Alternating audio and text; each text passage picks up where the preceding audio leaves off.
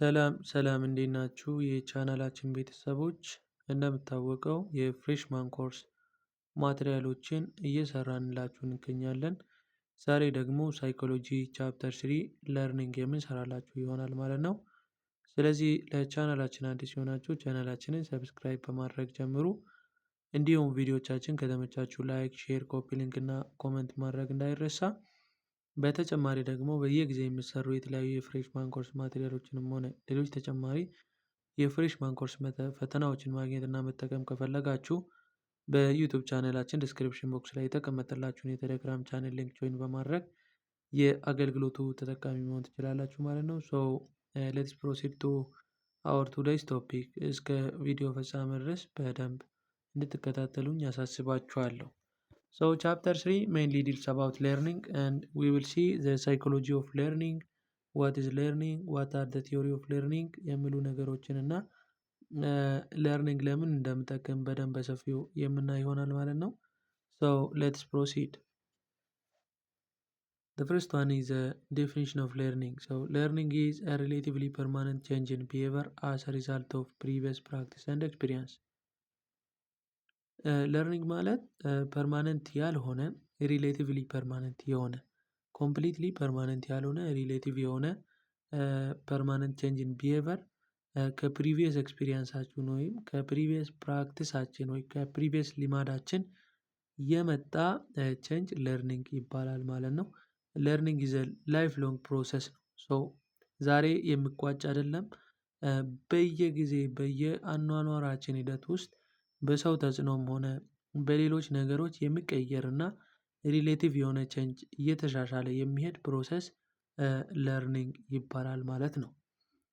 and there are the feature or attribute of learning which are listed below.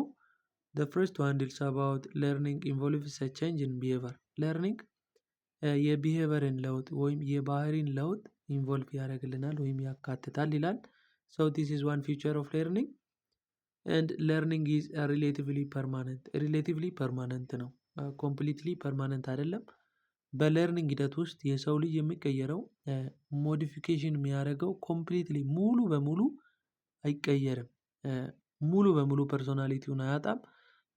ሪሌቲቭ በሆነ መልኩ በየጊዜ ሂደት ውስጥ በአኗኗር ሂደት ውስጥ ቼንጅ እያመጣ ይሄዳል ማለት ነው። ስለዚህ ሪሌቲቭሊ ፐርማነንት የሆነ ቼንጅስ ዋን ኦፍ አትሪቢዩት ኦፍ ለርኒንግ። ሶስተኛው ደግሞ ቼንጅ ዲው ቱ ማቹሬሽን ኢልነስ ኦር ዩዝ ኦፍ ድራግ ኢዝ ናት ኮንሲደርድ አስ ለርኒንግ። ድራግ በመጠቀም ይሁን በበሽታ የሚመጡ ቼንጆች እንደ መማር ወይም እንደ ለርኒንግ ሊቆጠሩ አይችሉም ማለት ነው። ለምሳሌ ኤብድን ብናይ ኢብድ የምንለው ሰው በተለምዶ ኢትዮጵያ ውስጥ ኢብድ ይባላል። ሰው ይህ ሰው በለርኒንግ ውስጥ አይመደብም ማለት ነው። ሰው በኢልነስ ምክንያት ሜንታል ኢልነስ ከዛ የተነሳ የመጣው በሽታ ስለሆነ እንደ ለርኒንግ ልንቆጥርና ልናይ አንችልም ማለት ነው። and the fourth one is learning cannot be observed directly. ለርኒንግን ወይም መማርን ወይም በቀጥታ ልናየው አንችልም። መማርን ደግሞ ቤዝድ ኦን ፕራክቲስ ነው። ያው ቀድሞ የነበረን ልማድ ውስጥ የተመሰረተ ወይም ዲፔንድ አፕ የሆነ ፕሮሰስ መሆኑን ያሳየናል ማለት ነው። so these all are list of future of learning. so next we will proceed to the principle of learning. የተዘረዘሩ የተወሰኑ የለርኒንግ ፕሪንሲፕሎች ወይም መሪዎች አሉ። learning occur effectively under certain conditions such as people are learned best when they are physically, mentally and emotionally ready to learn ይላል። አንድ ሰው በጥሩ ሁኔታ የሚማረው ፊዚካሊ፣ ሜንታሊ እና ኢሞሽናሊ ለመማር ዝግጁ ሲሆን ነው ማለት ነው። ይሄ ሄልዝ ኮንዲሽን ኦፍ ወይም ሄልዝ ስታተስ ኦፍ ለርነርን የሚያሳይ ፕሪንሲፕል ነው ማለት ነው። next one is learning occur best when there is meaningful practice and experience. ለርኒንግ ላይ ደግሞ በስት የሚሆነው ወይም መማራችን የመማር ሂደታችን በጣም ጥሩ የሚሆነው ፕራክቲስ እና ኤክሰርሳይዝ ሲኖረው ነው። በቲዮሪ የተማርነውን ነገር በቲዮሪ ተግባር ላይ በፕራክቲስ ተግባር ላይ ስናውለው ለርኒንግ በስት ይሆናል ማለት ነው። መማራችን በጣም ጥሩ ሁኔታ ውስጥ ይሆናል ማለት ነው። The third one is learning is strengthened when it is associated with pleasant feeling. ለርኒንጋችን የሚጠነክረው ደግሞ ወይም መማራችን የሚጠነክረው በጥሩ ፊሊንግ ወይም በፕሊዛንት ፊሊንግ የተደገፈ ወይም የተያዘ ከሆነ ነው ማለት ነው። and it is also another principle, things learned first create strong impression in the mind that is difficult to erase. መጀመሪያ የተማርነው ነገር ቀድመን የያዝነው ነገር በአእምሯችን ላይ ጠንካራ የሆነ ኢምፕሬሽን ያሳድርብናል እና ለማጥፋትም ከባድ ይሆንብናል ማለት ነው። and things most recently learned are best to remember. በቅርቡ የተማርነውን ነገር በትኩሱ የተማርነውን ነገር ሪመምበር ለማድረግ በጣም ቤስት ነው። ሪመምበር ስናደርግ ደግሞ we are best learner እንሆናለን ማለት ነው። በሚሞሪ ቻፕተር 4 ላይ የምንማር ይሆናል። ሚሞሪ ላይ ደግሞ የያዝነውን ኢንፎርሜሽን ስቶር የምናደርግበት ቦታ ሚሞሪ ይባላል ማለት ነው። ሰው ሚሞሪ ኦር ሚሞራይዝ ለማድረግ ሪሰንትሊ የተማርነውን ነገር በየጊዜው ሪመምበር ማድረግ በጣም ጥሩ ይሆናል ማለት ነው። ያ ነገር እንዳይረሳብን። the final and the last principle deals about individual must have same ability and skill to learn. አንድ ሰው አቅምና ስኪል ወይም ሊኖረው ይገባል ለመማር። ኤቢሊቲ እና ስኪል የሌለው ሰው ለመማር it is not what ዝግጁ አይሆንም ማለት ነው። so ability and skill is one of a principle to the person who is told to be what best learner. አንድ ሰው best learner ለመባል ability and skill ሊኖረው ይገባል ማለት ነው። so this is all about the principle of learning. okay, here is the factors that affect learning. The first one is motivation, the second one is maturation, the third one is health condition, fourth one is psychological well-being of the learner, fifth one is good working condition, sixth one is background experience, and the last one is distributed practice. ስለዚህ እነኚህ የተዘረዘሩና የተደረደሩ ፋክተሮች ለርኒንግን አፌክት የሚያደርጉ ፋክተሮች ናቸው ማለት ነው። ፈተና ላይ ስለሚመጡ ለይታችሁና አብጠርጥራችሁ ማወቅ ይጠበቅባችኋል ማለት ነው። okay, here is a theory of learning. behavioral theory of learning focus on the stimulus response association. የለርኒንግ ቲዮሪ ስናነሳ ቢሄቨራል ቲዮሪ ኦፍ ለርኒንግን ማጀር ፎከስ አድርገን የምናይ ይሆናል። ይሄ ቢሄቨራል ቲዮሪ ደግሞ ሞስትሊ ፎከስ የሚያደርገው ኮር ኤሌመንቱ ምንድን ነው ማለት ነው? ስቲሙለስ ሪስፖንስ አሶሲዬሽን ነው ማለት ነው። አንድ ስቲሙለስ አለ፣ ለዛ ስቲሙለስ የሚሰጥ ሪስፖንስ ምንድን ነው ከሚለው ጋር ተያይዞ የሚኖሩ አሶሲዬሽኖች ላይ ዲፔንድ በመሆን የሚያጠነጥን ቲዮሪ ቢሄቨራል ቲዮሪ ለርኒንግ ይባላል ኦፍ ለርኒንግ ይባላል። ይሄ ቲዮሪ ደግሞ ለሁለት ይከፈላል። ክላሲካል ኮንዲሽኒንግ ኦር ኢቫን ፓቭሎቭ ቢውልድ አፕ ያደረገው ቲዮሪ እና ሁለተኛው ደግሞ ኦፐረንት ኮንዲሽኒንግ ወይም በፒኤፍ ስኪነር የተሰራ ቲዮሪ ይኖረናል ማለት ነው። ሁለቱን አንድ በአንድ በደንብ የምናይ ይሆናል። ስለዚህ ወደ ቀጣይ ቲዮሪዎች ሁለቱን ቲዮሪዎች ከማየታችን በፊት ለቻናላችን አዲስ የሆናችሁ ቻናላችንን ሰብስክራይብ ማድረግ እንዳትረሱ። እንዲሁም ዛሬ የምሰራበት ቪዲዮ ከተመቻችሁ ላይክ፣ ሼር፣ ኮመንት እና ኮፒ ሊንክ ማድረግ እንዳይረሳ። በተጨማሪ ደግሞ በየጊዜው የሚሰሩ የተለያዩ የፍሬሽማን ኮርስ ማቴሪያሎችንም ሆነ ሌሎች ተጨማሪ ፈተናዎችን እና ፒዲኤፎችን ማግኘት ከፈለጋችሁ በዩቱብ ቻናላችን ዲስክሪፕሽን ቦክስ ላይ የተቀመጠላችሁን የቴሌግራም ቻናላችን ሊንክ ጆይን በማድረግ የአገልግሎቱ ተጠቃሚ መሆን ትችላላችሁ ማለት ነው። So let's proceed to our today's topic. Classical conditioning which is carried out by Ivan Pavlov. ኢቫን ፓቭሎቭ ዲስከቨሪ ያደረገው ቲዮሪ ሲሆን ይህ ክላሲካል ኮንዲሽኒንግ ቲዮሪ is a process of learning in which neutral stimulus is repeatedly paired with a natural stimulus until it alone can produce a similar response. ይህ የኢቫን ፓቭሎቭ ቲዮሪ ሲሆን የሚያጠነጥነው ምንድን ነው? ኒውትራል የሆነ ስቲሙለስ አለ፣ በራሱ ብቻውን ቆሞ ሪስፖንስ መስጠት የማይችል ማለት ነው። ኒውትራል ስቲሙለስ እሱ ከናቹራል ስቲሙለስ ጋር ፔርድ በመሆን ሪፒትድሊ እየተደረገ ኒውትራል ስቲሙለስ ብቻውን ቆሞ ሪስፖንስ እስኪሰጥ ድረስ ሲሚላር ሪስፖንስ እስኪሰጥ ድረስ ሪፒትድሊ እየተደረገ ለዛ ነገር ሪስፖንስ ሲሰጥ ያ ሁሉ ፕሮሰስ ክላሲካል ኮንዲሽኒንግ በመባል ይታወቃል ማለት ነው። ይሄ ኤክስፐሪመንቱን ይመስላል። ቢፎር ኮንዲሽኒንግ፣ ዲዩሪንግ ኮንዲሽኒንግ እና አፍተር ኮንዲሽኒንግ ብሎ ለሶስት ከፍሎ እናያለን። መጀመሪያ ላይ ይሄ ኢቫን ፓቭሎቭ ኤክስፐሪመንት የሰራው በውሻ ላይ ነው። ውሻ ላይ እንዴት ሰራ ስንል ምግብ በመስጠት እና ለዛ ምግብ ውሻው ምን አይነት ሪስፖንስ ይሰጣል ወይም ሳሊቬት ሲያደርግ ያንን በማየት ኒውትራል ስቲሙለስ ከምግቡ ውጭ የሆነውን ስቲሙለስ በማላመድ ውሻው ለዛ ኒውትራል ስቲሙለስ ሪስፖንስ እንዲሰጥ አስችሏል ማለት ነው። የኢቫን ፓቭሎቭ የተባለው ሰውዬ ቢፎር ኮንዲሽኒንግ ማለት ከመልመዱ በፊት ኒውትራል ስቲሙለስ ደወል ነው የተጠቀመው። አንኮንዲሽንድ ስቲሙለስ ወይም ናቹራል ስቲሙለስ ምግብ ተጠቀመ። ከዛ ለኒውትራል ስቲሙለስ ደወሉ ሲደወል ውሻው ከመልመዱ በፊት ምንም አይነት ሪስፖንስ አልነበረውም።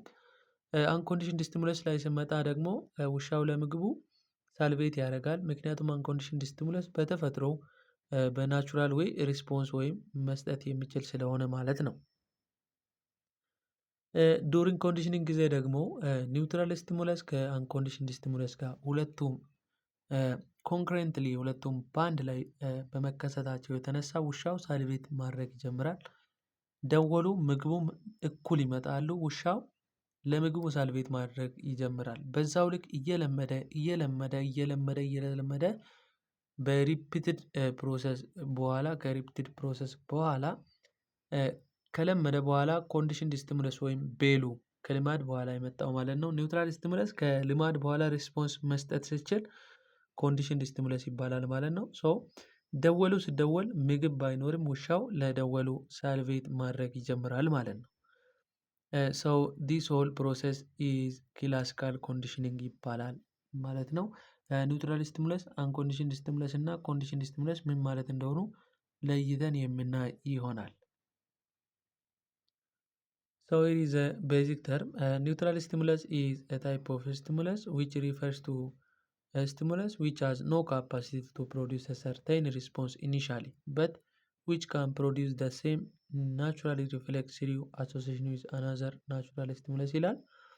ብቻውን ቆሞ ለመጀመሪያ ጊዜ ኢኒሻሊ ሪስፖንስ መስጠት የማይችል ኒውትራል ስቲሙለስ ሲሆን ግን ከናቹራል ስቲሙለስ ወይም ከናቹራል ሪፍሌክስ ጋር አሶሺየትድ ሲደረግ ከሊሚት በኋላ ሪስፖንስ መስጠት የሚችል ታይፕ ኦፍ ስቲሙለስ ዊል ቢ ኒውትራል ስቲሙለስ ይባላል ማለት ነው። ሁለተኛው ደግሞ ናቹራል ወይም አንኮንዲሽንድ ስቲሙለስ ነው። ይሄ ደግሞ በተፈጥሮ ሪስፖንስ መስጠት አውቶማቲካሊ ያለ ሌርኒንግ ሪስፖንስ መስጠት የሚችል ታይፕ ኦፍ ስቲሙለስ ናቹራል ወይም አንኮንዲሽንድ ስቲሙለስ ይባላል ማለት ነው። ነምበር 3 ኢዝ ኮንዲሽንድ ስቲሙለስ። ኮንዲሽንድ ስቲሙለስ ኢዝ ሜይንሊ ኦሪጂናሊ ኒውትራል ስቲሙለስ ነበር። ኒውትራል ስቲሙለስ ከልማድ በኋላ ሪስፖንስ መስጠት ሲችል ሌላኛው ስሙ ምን ይሆናል ማለት ነው? ኮንዲሽንድ ስቲሙለስ ይባላል ማለት ነው። this is all about the basic term which deals about which is mainly used in classical conditioning theory. ሁሉንም አንዱን እያንዳንዱ በኤግዛምፕል ስናይ ኒውትራል ስቲሙለሱ ደወል ነው። ናቹራል ስቲሙለሱ ደግሞ ምግብ ነው ማለት ነው። ኮንዲሽንድ ስቲሙለስ አሁንም ደወል ነው። ከልማድ በኋላ ደወል ብቻውን ሪስፖንስ ሲሰጥ ኮንዲሽንድ ስቲሙለስ እንላለን። ሪስፖንሱ ደግሞ ደወሉ የሚሰጠው ሪስፖንስ ኮንዲሽንድ ሪስፖንስ ይባላል ማለት ነው። ምግቡ የሚሰጠው ሪስፖንስ ደግሞ አንኮንዲሽንድ ሪስፖንስ ይባላል ማለት ነው። ኔክስት ዊ ዊል ሲ ፕሪንሲፕል ኦፍ ክላሲካል ኮንዲሽኒንግ። የተዘረዘሩ የተወሰኑ ፕሪንሲፕሎች አሉ። 4 አይነት ፕሪንሲፕሎች ክላሲካል ኮንዲሽኒንግ ላይ ማለት ነው። እነዚህም ፕሪንሲፕሎች አንድ በአንድ የምናይ ይሆናል ማለት ነው። ኦኬ ነምበር 1 is extinction. Extinction is a gradual disappearance of conditioned response. When a conditioned stimulus is presented alone without an unconditioned stimulus, the conditioned response will eventually cease ይላል። ኤክስቲንክሽን ማለት ኮንዲሽንድ ስቲሙለስ አለ ዝም ብሎ ደወል ብቻ ማለት ነው። ይሄ ደወል በተደጋጋሚ እለት ተዕለት ያለ ምግብ እየተደጋገመ ሲሄድ ውሻው ለዛ ለደወሉ ሪስፖንስ መስጠቱን እየቀነሰ ሲመጣ እና ከጊዜ ሂደት በኋላ ሪስፖንስ መስጠት ሲያቆም ኤክስቲንክሽን ይባላል ማለት ነው። and the next one is spontaneous recovery. spontaneous recovery ማለት ደግሞ ኮንዲሽንድ ሪስፖንስ ከጠፋ በኋላ ከተወሰነ ጊዜ በኋላ ውሻው ለዛ ለደወለው ሪስፖንስ መስጠት ሲጀምር ስፖንታኒየስ ሪከቨሪ ይባላል። ነምበር 3 is stimulus generalization, and stimulus generalization occur when a previously unassociated or new stimulus that has similar characteristics to the previously associated stimulus elicit a response that is the same or similar to previously associated response ይላል። ስቲሙለስ ጀነራላይዜሽን ማለት መጀመሪያ ላይ የውሻው የለመደው ደወል አለ። ለደወሉ ሪስፖንስ መስጠት ጀምሯል። ከሱ ጋር ሲሚላር የሆነ ሌላ ደወል ብደወል ለዛ ሪስፖንስ መስጠት ከቻለ ስቲሙለስ ጀነራላይዜሽን ይባላል ማለት ነው በአጭሩ። ኦኬ ነምበር 4 ደግሞ ስቲሙለስ ዲስክሪሚኔሽን ነው። ስቲሙለስ ዲስክሪሚኔሽን ደግሞ የስቲሙለስ ጀነራላይዜሽን ተቃራኒ ሲሆን ይሄ ደግሞ ቀድሞ የነበረው ደወል አለ ደግሞ በዛ ደወል ላይ ሌላ ከዛ ደወል ጋር የሚመሳሰል ደወል ሲደወል ሁለቱን ደወሎች መለየት ሲችል ስቲሙለስ ዲስክሪሚኔሽን ይባላል ማለት ነው። ኦኬ ዘ ኔክስት behavioral theory of learning deals about operant or instrumental conditioning. this is carried out by BF ስኪነር ነው። ይህ ፕሪንሲፕል ማለት ምንድን ነው? ሜይንሊ ቤዝድ የሚያደርገው ምንድን ነው? ሪስፖንስ ኮንሲኩዌንስ ዲፔንደንት ነው ማለት ነው። ስቲሙለስ ኮንሲኩዌንስ ዲፔንደንት ነው፣ ያኛው ስቲሙለስ ሪስፖንስ ዲፔንደንት ነው ማለት ነው። እዚህ ጋር ምንድን ነው ኦፐረንት ኮንዲሽኒንግ ላይ ለርኒንግ ፕሮባቢሊቲ ኦፍ ቢሄቪየር ስትሬንግዝን ኦር ዲክሪዝድ ቤዝድ ኦን ዘ ካይንድ ኦፍ ኮንሲኩዌንስ ዛት ኦከር አፍተር ቢሄቪየር። የሆነ ልማድ እናስለምዳለን። የሆነ ልማድ ስናስለምድ ደግሞ የምናደርገው ነገር አለ። ያ የምናደርገው ነገር የሚያመጣው ኮንሲኩዌንስ የአንድን ልማድ ጥንካሬ ወይም ደካማነቱን ወይም መጥፎነቱን የሚያሳይልን ይሆናል ማለት ነው። ይሄ ሜይንሊ ቤዝድ የሚሆነው ደግሞ ኮንሲኩዌንሱ ላይ ዲፔንድ በመሆን ነው ይህንን ቲዮሪ የሚያጠነጥነው ማለት ነው። ሰው ስለ ኦፐረንት ኮንዲሽኒንግ ስናወራ የተወሰኑ ፕሪንሲፕሎች አሉ። ሪኢንፎርስመንት ኤንድ ፐኒሽመንት ተብሎ ሁለት ፕሪንሲፕሎች አሉ ማለት ነው። እነሱን የምናይ ይሆናል። ሪኢንፎርስመንት በአጭሩ ማበረታቻ ነው። አንድን ቢሄቪየር ሰው እንዲያጠናክር የሚሰጥ አይነት ማበረታቻ ሪኢንፎርስመንት ይባላል ማለት ነው። ሰው ይህ ሪኢንፎርስመንት ደግሞ ፖዚቲቭ እና ኔጌቲቭ ሪኢንፎርስመንት ተብሎ ይከፈላል። ፖዚቲቭ ሪኢንፎርስመንት አንድን ቢሄቪየር ወይም አንድን ልማድ ለማጠናከር የሚደረግ ፖዚቲቭ የሆነ ወይም ጥሩ የሆነ ማበረታቻ ፖዚቲቭ ሪኢንፎርስመንት ይባላል ማለት ነው። እነኚህ ደግሞ ፕራይመሪ እና ሰከንደሪ ተብሎ ለሁለት ይከፈላሉ። ሰው ሲምፕል ናቸው። ፕራይመሪ የሚባለው ለባዮሎጂካል ሰርቫይቫል የሚያስፈልግ ሲሆን ሰከንደሪ ለሰርቫይቫል የማያስፈልግ ታይፕ ኦፍ ሪኢንፎርስመንት ነው ማለት ነው። ሁለተኛው ደግሞ ኔጌቲቭ ሪኢንፎርስመንት ማለት ነው። ኔጌቲቭ ሪኢንፎርስመንት ማለት ደግሞ አንድ ሰው መጥፎ ቢሄቪየሩን እንዲያቆም ቀድመን የምንሰጠውን ማበረታቻ ፖዚቲቭ የሆነ ማበረታቻ ማቆም ኔጌቲቭ ሪኢንፎርስመንት ይባላል ማለት ነው ባጭሩ። ሁለተኛው ደግሞ ፐኒሽመንት ነው። ፐኒሽመንት ማለት ደግሞ ዳይሬክትሊ ሰውየውን ፐኒሽ ማድረግ ወይም ቢሄቪየሩን እንዲያቆም መቅጣት ማለት ነው። ይሄ ደግሞ ለሁለት ይከፈላል። ፖዚቲቭ እና ኔጌቲቭ ተብሎ ለሁለት ይከፈላል። ፖዚቲቭ ፐኒሽመንት ማለት ደግሞ ቀጥታ ሰውየው ያን ድርጊት እንዲያቆም ፖዚቲቭሊ ፐኒሽ ማድረግ ነው ማለት ነው። ኔጌቲቭ ፐኒሽመንት ማለት ደግሞ ጥሩ ነገር የምናደርግለት ከሆነ ያን ጥሩ ነገር በማቆም ሰውየውን ፐኒሽ ማድረግ ደግሞ ኔጌቲቭ ፐኒሽመንት ይባላል ማለት ነው። ኦኬ ያኛው ደግሞ እንደ ሪኢንፎርስመንት ፕራይመሪ እና ሰከንደሪ ተብሎ ለሁለት ይከፈላል። ይህም ሲምፕል የሆነ ሀሳብ ነው። ዩ ካን ሲ አንድ ቀጣይ ላይ ደግሞ ፋክተርን ፐኒሽመንት የሚሉ ሀሳቦችን በቀጣይ ቪዲዮ የምናይ ይሆናል ማለት ነው። የዛሬ ቪዲዮአችንን በዚህ ጋር እናበቃለን። ቪዲዮአችን ከተመቻችሁ ላይክ፣ ሼር፣ ኮፒ ሊንክ እና ኮመንት ማድረግ እንዳይረሳ። እንዲሁም ለዩቲዩብ ቻናላችን አዲስ የሆናችሁ ሰብስክራይብ ማድረግ እንዳትረሱ። በተጨማሪ ደግሞ በየጊዜ የሚሰሩ የተለያዩ ፓወርፖይንቶችን እና የፍሬሽማን ኮርስ ማቴሪያሎችን ማግኘት እና መጠቀም ከፈለጋችሁ በዩቲዩብ ቻናላችን ዲስክሪፕሽን ቦክስ ላይ የተቀመጠላችሁን የቴሌግራም ቻናል ሊንክ ጆይን በማድረግ የአገልግሎቱ ተጠቃሚ መሆን ትችላላችሁ ማለት ነው። በቀጣይ ቪዲዮ እስከምንገናኝ ድረስ መልካም ቆይታ ይሁንላችሁ።